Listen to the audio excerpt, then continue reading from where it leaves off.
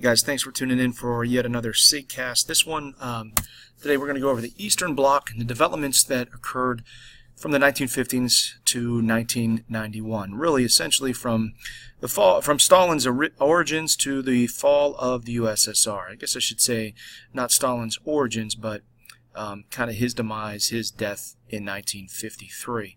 But this particular topic is really cool for me to cover because it's one of the first that we've talked about all year that I've been around for, some of it, and can personally talk about what it was like to not experience it from a first-hand account, obviously not being from Europe, but I remember a lot of this on the news, and I was around 8th and 9th grade when the Berlin Wall started to fall, and I remember being in 10th grade when the Soviet Union was no more. So, it's kind of cool for me to be able to share that side and have actual experience in terms of remembering some of this stuff. So, first thing we want to do is review the Eastern Bloc economies. And from Stalin in the 50s all the way until the 1980s, the USSR firmly controlled the economies and governments of all the nations in the Eastern Bloc. And we talked about that being the buffer zone in the satellite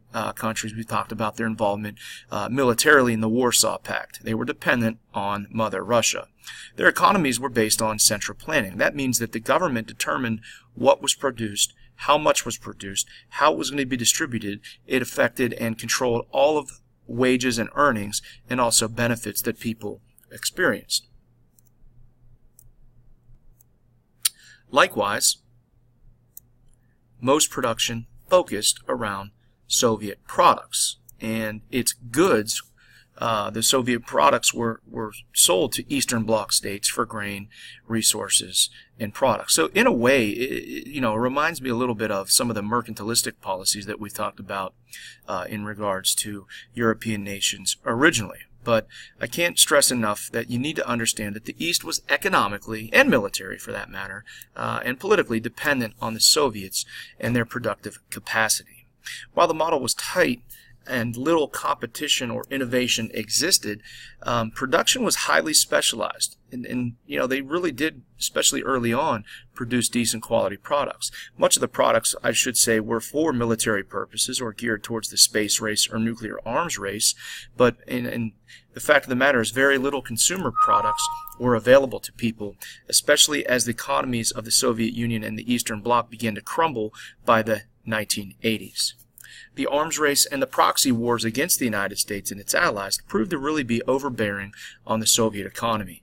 Additionally, social programs provided for people's needs, including welfare, Social Security, and medical and accident insurance, but the government provided those to people. They weren't free, and it just overburdened the economies of these countries as the 1980s wore on. Well, also, we started to talk about the stagflation. There were economic woes for the West as well. Sorry about that. Now, after the death of Stalin in the 1950s, 1953 to be exact, the brutal and heartless image of Stalin and the things that he was about was not something that many people in the USSR wanted to be associated with. There was a wave of reform, and Stalin's replacement, Nikita Khrushchev, seen here with Castro above and Kennedy below, came to power, and he attempted a program known as de-Stalinization, which was to remove totalitarian policies. In 1956, he gave a famous speech that was supposed to be secret, but it was leaked, and he was careful in this speech to protect the spirit of Lenin, but he attacked the crimes committed by Stalin and his brutal, close associates in a speech that was, like I said, leaked and unleashed a series of temporary reforms. The gulags were shut down, prisons were reformed, monuments and statues of Stalin were torn down, and Stalin's crimes against the people of Russia were made public.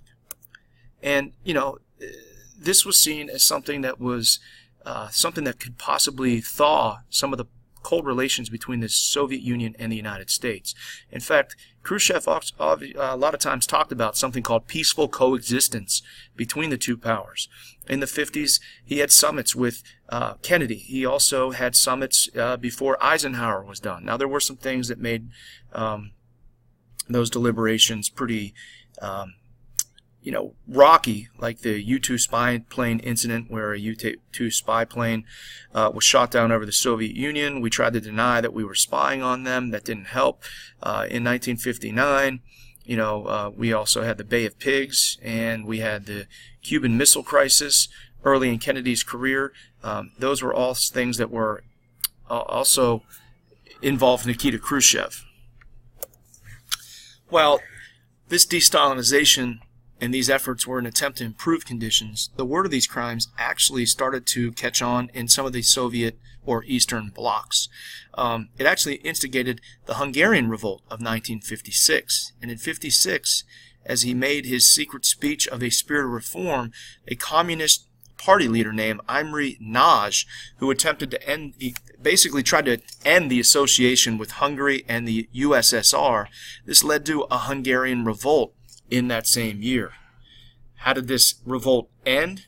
Well, unfortunately for the Hungarians, anti-Soviets removed the pro-Soviet government. That was the last straw. The USSR sent in its full forces and the Red Army and crushed the Hungarian revolt, placing a pro-Soviet government back into effect. So again, by 1956, November of 1956, the Red Army came in and established a pro-Soviet puppet government led by Janos Kadar, and he was the communist leader and loyal to the Soviet bloc. So again, this was particularly disturbing as the Red Army's attack was viewed as something President Eisenhower, the United States, and NATO should do something about. However, we decided to stay idle, not intervene, sticking to the containment theory where we're just going to keep communism where it already is. We weren't about to start World War III over Hungary. While Soviet military was able to keep Eastern Bloc countries in place, it would have to occasionally deal with uprising. As we said, the Hungarian Revolt in 1956, it became clear that they would do nothing to accept reforms. They would not allow any government to break away from communism. And again, if you remember, we learned the same fate of Czechoslovakia in one of the previous counterculture / decolonization presentation. We learned about the Prague Spring and Alexander Dubček in 1968. The economic and political system continued throughout the Cold War, and the borders and walls were built to keep Easterners in place. And the best example of this is when the Berlin Wall went up. And again, that was one of Nikita Khrushchev's policies. And, that happened roughly in 1960. 1960 was kind of an escalation period where, again, we go into the Bay of Pigs, the U-2 spy plane incident. We had some chilly relations, and Kennedy went to a summit, and Khrushchev tried to kind of bully him a little bit. But yeah, they put up borders and walls to make sure nobody could leave, because if they were open borders, a lot of the Eastern Europeans would have left for a better way of life. While this stopped much of the fleeing of the West, the USSR and the Eastern Bloc were not able to keep pace with the free economies of the West. The arms race, the buildup of weapons between the United States and the USSR crippled the Soviet economy and caused a need for reform by the 1980s. Despite holding an early edge in the space race with Sputnik launched in 1957, the United States eventually, by the late 60s, won the space race, putting men on the moon with the Apollo missions. In 1985, a new leader took over the USSR with an entirely new attitude on Soviet diplomacy and control. His name was Mikhail Gorbachev. He was very similar in many ways to Nikita Khrushchev, but after Khrushchev was basically ousted from office after the Cuban Missile Crisis, the Soviets went through a lot of re-Stalinization, if you will, with people like Leonid Brezhnev and Dropov. You don't need to know all of those men, but there was an in-between period where they went back to hardline Stalinist policies, and again, as seen in things like the Prague Spring. But Mikhail Gorbachev was different. He realized the futility of Soviet policies, and he initiated two major reforms that you must know on the test. One was perestroika, which was economic and political reform, and glasnost, which is a lot like Khrushchev with openness. And, these reforms are going to be the ones that take the USSR into the new era. Under Glasnost, the government would be far more open about its policies, a little bit more transparent. They would reduce censorship and halt the military support of all satellite communist governments. Under Perestroika, central planning began to be reduced, and they started to implement some free market policies, like some private ownership of businesses being allowed. Even McDonald's was allowed to enter Moscow by 1990. And as a result, many of the Eastern Bloc countries would take these relaxed reforms as an opportunity to exercise freedom and remove communist and Soviet influence from their being. More on that in the next episode.